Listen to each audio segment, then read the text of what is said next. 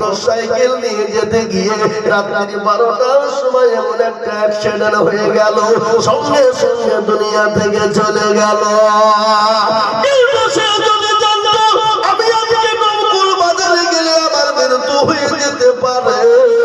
জীবন বিবিকে আনতে যেত না, যতই ক্ষতি হোক না কেন কাউকে পাঠিয়ে দিত, কিন্তু নিজে কোনদিন কিন্তু যেত না।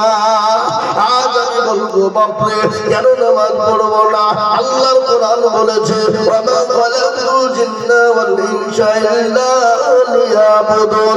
আল্লাহ বলে বান্দা আমি তোমাকে দুনিয়ার জমিনে বানিয়েছি আমার ইবাদত করো, আমার বন্দেগী করো, আমার বড় হুকুম নামাজকে আদায় করো।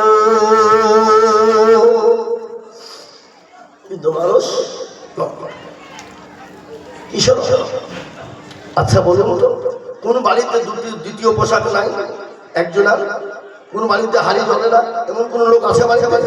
কিন্তু সাহাবাদের জামানায় তাদের দ্বিতীয় কাপড় ছিল না, হাড়ি জ্বলতো না, খাবার 2 দিন 3 দিন করে খেতে হতো না। আব্দুল্লাহ আনসারী হুজুরের নজর পড়ে গেল, সাহাবারা বললেন ও আব্দুল্লাহ আনসারী তুমি বসে যাও।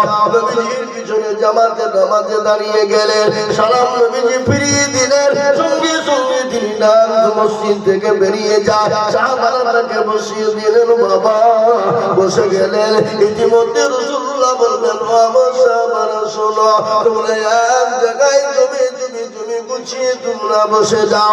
সমস্ত সাহাবারা মসজিদের কোনায় কোনায় যখন গুছিয়ে বসে গেল, আল্লাহ নবী বললেন আব্দুল্লাহ আনসারী শোনো, তোমার কি হয়েছে তো বলো, তুমি কেন কোরআনের মজলিসে বসো না? আমি নবীর মধুমাকে তোমাকে ভালো লাগে না?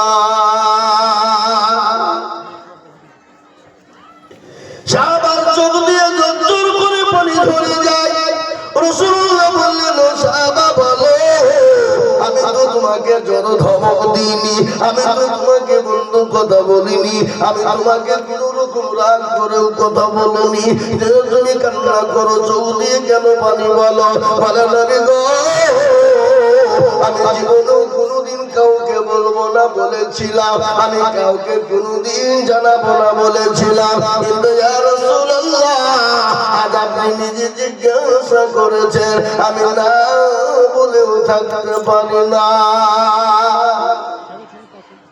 কি হয়েছে তোমার বলো?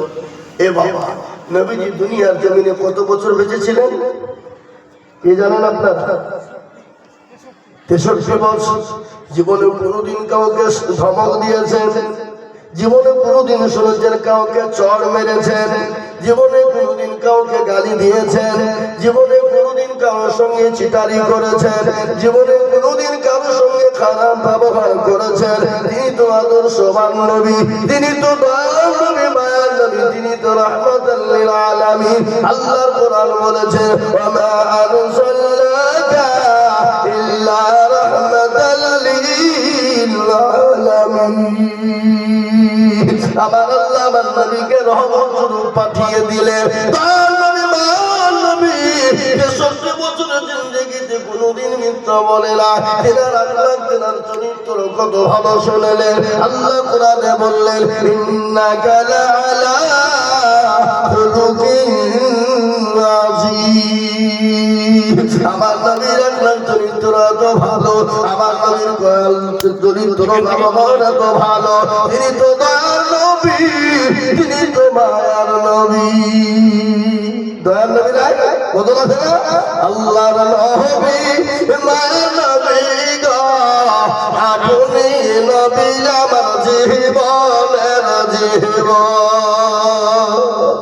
আল্লাহর নবী মায়ার নবী গো, আপনি নবী আমার জীবনের জীবন।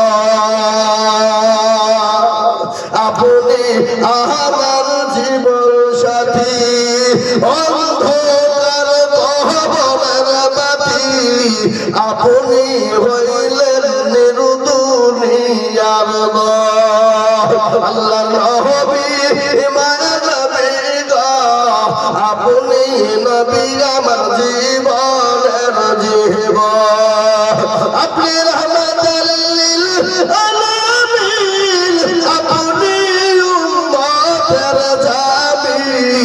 আপনি হইলেন গুনাহগার উম্মতের আপনজন আল্লাহর নবী মানবী গো আপনি নবী আমার জীবনের জীবন দেখিয়া আপনার মুজিজা ভাগবতী হল খাদিজা দেখিয়া আপনার মুজিজা ভাগবতী হল খাদিজা সফল দিলেন জীবন যৌবন ও মাল দৌলত ছিল আপনার চরণে শোভা দিল আপনাকে বানাইল আপনজন আল্লাহ নবী মানবী গো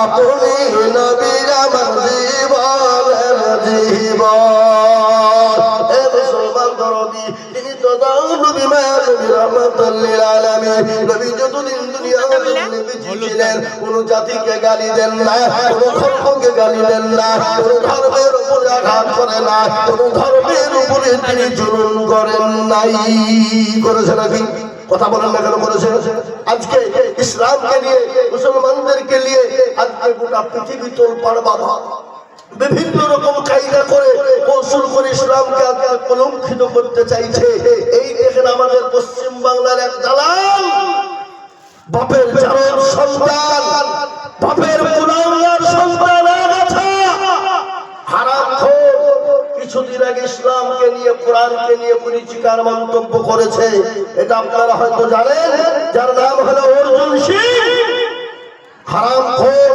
বলেছে ইসলামে আছে ধর্ষণ করা যাবে কোরআনে আছে রেপ করা যাবে কোনো ক্ষতি নেই আমি আপনাদেরকে বলতে চাই পৃথিবীর জমিনে যখন রাহাজানি অত্যাচার জুলুম যখন নারীদের কোনো মান ছিল না মর্যাদা ছিল না সম্মান ছিল না ইজ্জত ছিল না রাস্তায় ধর্ষণ রাস্তায় ব্যভিচার রাস্তায় রেপ সেই সময় আমার রাসূল দয়ার নবী মায়ের নবী দুনিয়ার জমিনে সমগমন করলেন দুনিয়া আসার পর থেকে নারীদের পাহারাদার হয়ে গেল মুসলমানেরা নারীদের পাহারাদার হয়ে গেল নারীদের সম্মান বেড়ে গেল ইজ্জত বেড়ে গেল রেপ বন্ধ হয়ে গেল ধর্ষণ বন্ধ হয়ে গেল আর ওই কুলাঙ্গার জারদ সন্তান ইসলামকে পরিচিকার মন্তব্য করে কোরআনকে নিয়ে পরিচিকার মন্তব্য করে মনে করছে বললেই হয়তো মুসলমানরা খেপবে আর আমরা মজা লুটবো আর ইসলামটার ক্ষতি হবে কিন্তু শুনেলেন আজ আমি আপনাদেরকে বলবো বন্ধু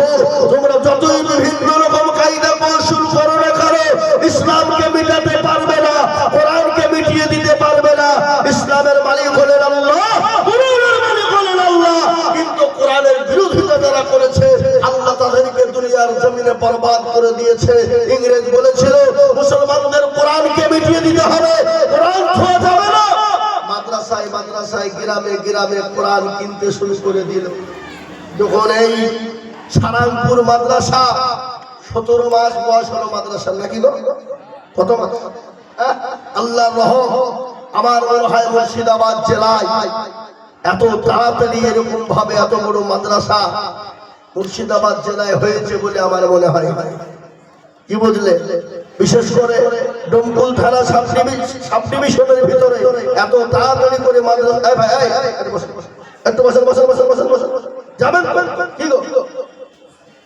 একটু বসে বসে আপনারা বুঝতে পেরেছেন নাকি যে মৌলভী মনে হয় আদায় লাইনের দিকে যাচ্ছে নাকি বসেন এ মুসলমান দরদি আমার ভাই আল্লাহ রহমতে ইংরেজ যখন চলে এলো এই মাদ্রাসায় সারাল করে সে বলা গো মৌলভী সেক্রেটারি কেন গো বলে আমরা এলো বলে কোরআন গুলো আমাদেরকে বিক্রি করতে হবে পয়সার বিনিময়ে তো মাদ্রাসার নিয়ম সাহেব বলছে ও কোরআন নেবা ইংরেজ কোরআন নেবা মানে ব্যাপার মানে এই মাদ্রাসায় কোরআনের মেসেজ আছে জানিস কোরআনের মেসেজ আছে না নাই জোরে বলুন আপনারা দেখতে পাবেন আমার ভয় হবে দেখবেন পাগড়ি বাবা বলে কোরআনের মেসেজ বলে হ্যাঁ ওই দেখে যখন বলা বাবা সঙ্গে সঙ্গে ডাক দিয়ে বলে আব্দুর রহমান ও বাবা আমার 1 থেকে 10 পারা পর্যন্ত শুনিয়ে দে বেটা কট কট করে শুনিয়ে দিল বলে আব্দুর রহমান আরে বেটা 10 থেকে 20 পারা পর্যন্ত শুনিয়ে দে বলে আব্দুল জব্বার 20 থেকে 30 শুনিয়ে দে কট কট করে যখন শুনিয়ে দিল ইংরেজ মাথা গা দিয়ে বলো সর্বনাশ এ কোরআন মুসলমানদের কাছ থেকে আলাদা করা যাবে না বলে কেন যাবে না কেন যাবে না এ কোরআন মুসলমানরা সিনার ভিতরে ভরে নিয়েছে